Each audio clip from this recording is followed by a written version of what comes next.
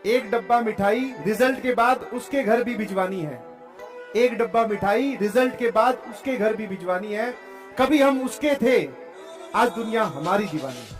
Hello दोस्तों, welcome back to my channel PCM classes में आपका स्वागत है। दोस्तों आज का आपका जो टॉपिक है वो है केमिस्ट्री का लेसन नंबर 2। और इस चैप्टर में मैं बिलेन के जितने भी महत्वपूर्ण टॉपिक हैं उन सारे टॉपिक को और उनके न्यूमेरिकल को बहुत ही अच्छे से बता रहा हूँ। आप पूरी वीडियो ज़रूर देखना, आपको हर एक टॉपिक बहुत अच्छे से समझ में आएगा। तो चलो शुरू करते हैं। आपका हेडिंग है कि ग्राम प्रति लीटर में सांद्रता, या तो पेपर में लिख के आएगा शक्ति से आप क्या समझते हैं, और इसका आपका सूत्र और न्यूमेरिकल भी आ सकता है। तो चलो समझते हैं। तो विलयन के 1 लीटर आयतन में उपस्थित विलय की ग्राम में मात्रा को शक्ति कहते हैं। विलयन का 1 लीटर आयतन में उपस्थित विलय का ग्राम में मात्रा को शक्ति कहते हैं। बस आपको इतना ही लिखना है।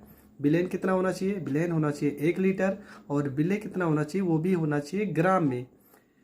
शक्ति का फार्मूला हो जाएगा विलय का भार, वो भी ग्राम में होना चाहिए, और बटे में पूरे का आयतन, विलयन का आयतन बटे में लीटर। तो ये आपका पहला प्रश्न है। तो पहला प्रश्न आपका क्या है? लिखा है इसमें कि 50 ग्राम ऑक्जेलिक अम्ल 500 मिलीलीटर विलयन में घुला है, तो विलयन की ग्राम प्रति लीटर में सांद्रता ज्ञात कीजिए। तो ये प्रश्न है, बहुत ही सिंपल तरीके से करेंगे। तो प्रश्न में क्या क्या दिया है? तो ये आपका विलय का भार दिया है, तो लिखेंगे विलय का भार। विलय का भार कितना दिया है? तो ये आपका दिया है 50 ग्राम। ठीक है। दूसरी चीज़ आपका क्या दिया है? विलयन का आयतन दिया है, तो लिखेंगे विलयन का आयतन। विलयन का आयतन, तो विलयन का आयतन कितना दिया है? ये आपका दिया है 500 मिलीलीटर। जबकि आयतन किस में होना चाहिए? आयतन होना चाहिए लीटर में। तो मिलीलीटर को अगर हम लीटर में चेंज करेंगे तो आपको पता है ये हो जाएगा 500, और लीटर में चेंज करने के लिए 1000 से करेंगे भाग। 500 को अगर 1000 से हम काट देते हैं तो ये आ जाएगा 1/2, और यहाँ पर हो जाएगा लीटर। अब सारी चीज़ें हमें पता चल गई। अब लगाते हैं फार्मूला। तो फार्मूला आपका हो जाएगा शक्ति बराबर विलय का भार। विलय का भार, और बटे में आपका हो जाएगा विलयन का आयतन। विलयन का आयतन, आयतन आपका लीटर में होना चाहिए, हमने लीटर में चेंज कर दिया। तो विलय का भार कितना दिया है? ये आपका दिया है 50, और विलयन का आयतन कितना दिया? 1/2। 2 कहाँ जाएगा? 2 जाएगा ऊपर, तो ये हो जाएगा आपका 100। मात्रक इसका क्या हो जाएगा? तो मात्रक ऊपर आपका क्या है? ऊपर है आपका ग्राम, और बटे में आपका क्या है? बटे में आपका है लीटर। तो आपका जो मात्रक हो जाएगा वो हो जाएगा ग्राम प्रति लीटर, और ये आपका करेक्ट आंसर हो जाएगा।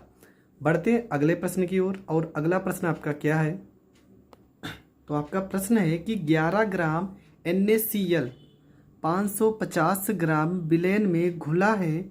विलयन का घनत्व 1.1 ग्राम प्रति मिलीलीटर है, तो विलयन की ग्राम प्रति लीटर में सांद्रता बताओ। तो ये आपका प्रश्न है, और बहुत ही सिंपल तरीके से इस प्रश्न को भी हम हल करते हैं। ठीक है, तो चलो शुरू करते हैं। तो सबसे पहले आपका क्या दिया है? ये जो आपका 11 ग्राम NaCl है ना, ये आपका विलय का भार है। तो लिखेंगे विलय का भार। तो विलय का भार कितना है? ये आपका है 11 ग्राम। ठीक है, तो विलय का भार आपका कितना हो गया? 11 ग्राम हो गया। और ये जो आपका 550 ग्राम लिखा है ना, ये विलयन में घुला है, तो विलयन का भार है। विलयन का द्रव्यमान आपका कितना दिया है? तो ये आपका दिया है 550 ग्राम। घनत्व तो आपका कितना दिया है? तो घनत्व तो आपका दिया है 1.1 ग्राम प्रति मिलीलीटर। फार्मूला लगाएंगे, फार्मूला हो जाएगा आपका घनत्व बराबर द्रव्यमान बटे में आपका हो जाएगा आयतन।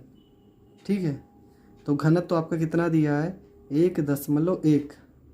द्रव्यमान आपका कितना है, द्रव्यमान आपका है 550, सॉरी ये 550 है, ये आपका दिया है 550। आयतन आपका नहीं पता, यही तो आपको निकालना है।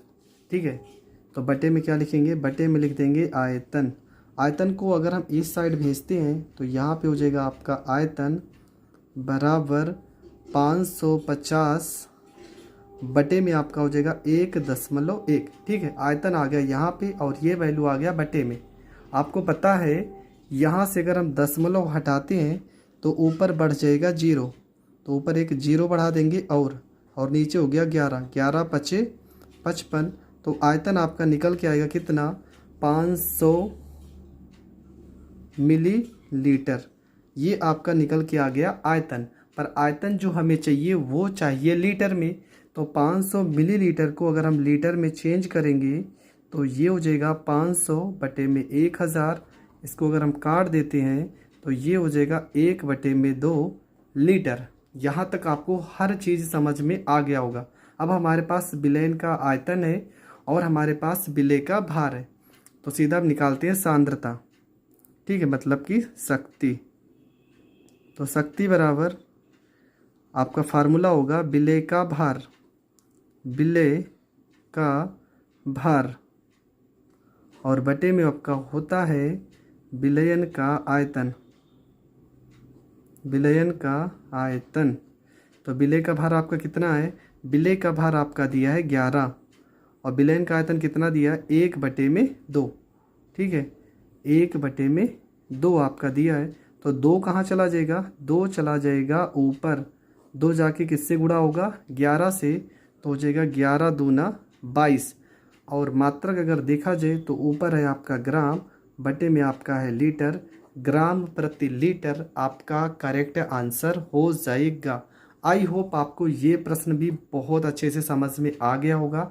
अगर ये प्रश्न भी आपको बहुत अच्छे से समझ में आ गया है तो प्लीज़ वीडियो को ज़रूर लाइक कीजिए और जितना हो सके आप अपने दोस्तों तक शेयर करें, जिस कारण हर एक वीडियो का नोटिफिकेशन सबसे पहले आप लोगों तक पहुंच सके। तो मिलेंगे नेक्स्ट वीडियो में, तब तक के लिए जय हिंद, जय भारत।